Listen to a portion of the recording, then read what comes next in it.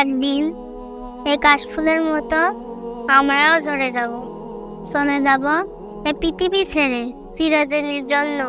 বাড়ি জমাবো নতুন এক অজানার পথে, যে পথে জীবনের অর্জিত ধন সম্পদগুলো সাথে নিয়ে যাবে না, সাথে নিয়ে যাবে না প্রিয়জন কেউ, সাথে নিয়ে যাবে শুধু নিজের জীবনের কৃতকর্ম।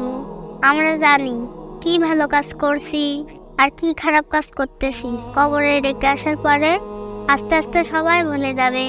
যেমনি আমিও ভুলে গেছি আমার দাদার দাদাকে, তেমনি সবাই একদিন আমাকেও ভুলে যাবে।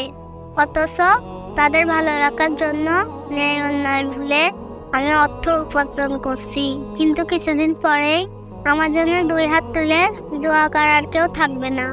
অথচ তারা সবাই আমার অর্জিত সম্পদগুলো ভোগ করছে, আর আমি কবরে শুয়ে চাতক পাখির মতো চেয়ে থাকবো কখন কেউ আমার জন্য একটু দোয়া করবে, আমাকে স্মরণ করে কিছু দান করবে।